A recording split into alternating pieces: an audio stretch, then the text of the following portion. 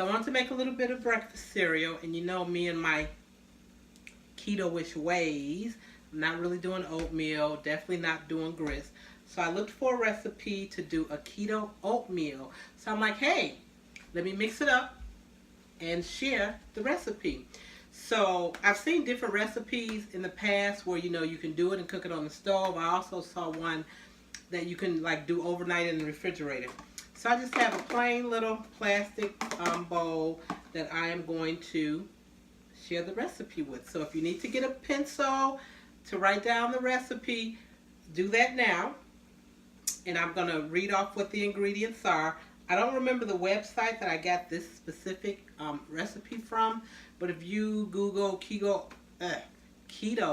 oatmeal or keto note meal for no oatmeal, note meal, you'll get all types of hits. Again, I wanted one that was like an overnighter that I'll put in the refrigerator. I've done this only once before, and it turned out okay. So I'm like, all right, let me try it again. So, keto oatmeal. What you need is 2 tablespoons of ground flaxseed. And this is what I bought. So 2 tablespoons of the ground flaxseed. I'm going to actually measure the stuff in as I'm saying what the ingredients are.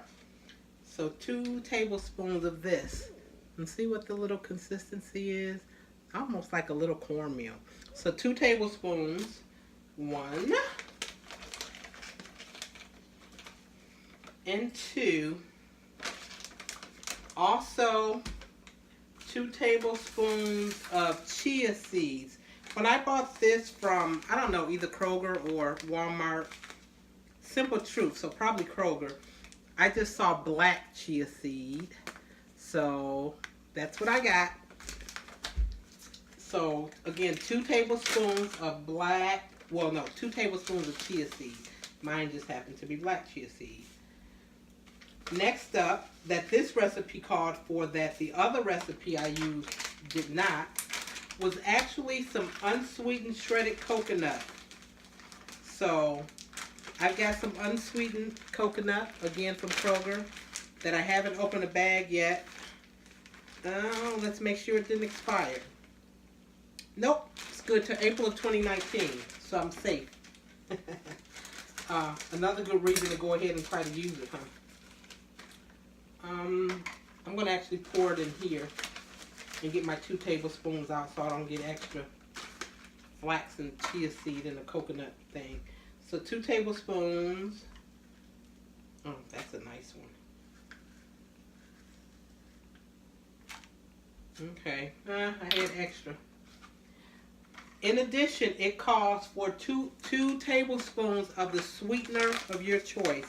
I use this one, organic stevia. So 2 tablespoons of that. And then, I hope this isn't going to be too sweet. The smell from that, it gets me every time. So 2 tablespoons of that. It also calls for a 1/2 cup of hot liquid. Here's my little mixture so far. So a 1/2 cup of hot liquid. I'm going to do 1/2 cup of hot water. I had some water boiling on the stove. So 1/2 cup of hot water.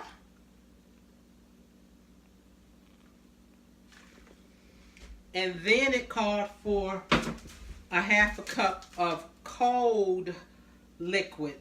So I have some vanilla unsweetened almond milk that I stuck in the freezer because it was in my cabinet. I buy the little, and I have my iPad down here for the recipe. I buy the little individuals because I don't drink almond milk a lot. So I hate when I have a big one and you open it and you got to use it within 7 days. So I am going to add in here, I think I was maybe supposed to mix this up. Let me check the recipe again. Oh, used the wrong password. And checking the recipe, and let me go over the ingredients again.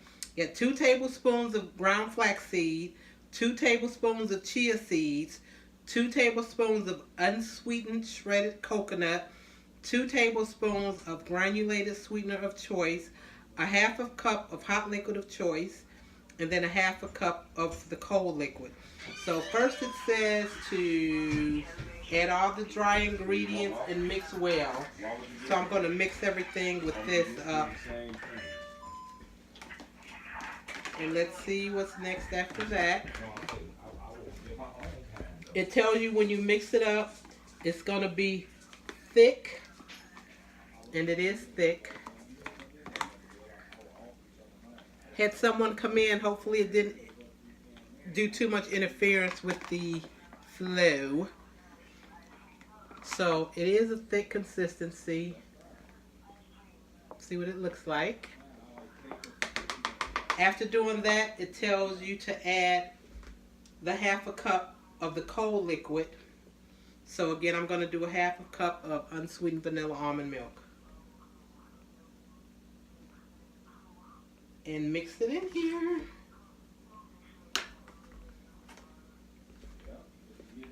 So here we go with adding the milk to it.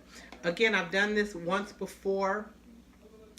I don't know if it's the chia or what, but it gets like a gel-like consistency. So I am pretty sure that's what we're going to end up with. Yeah, a little gel-like consistency with it being in the refrigerator. And I guess for some people, after you do this, it tells you just to add any toppings or mix in and enjoy. But again, I'm going to put mine in the refrigerator overnight. So the recipe tells you for an overnight style, add an extra 2 tablespoons of liquid. So I'll add 2 additional tablespoons of the almond milk. 1 and 2. So, of course, a little bit more soupy, but the fact that it's going to be overnight in the refrigerator, and then in the morning, actually, I'll take it with me to work. Now I actually heat it up at work. So nice, easy, simple.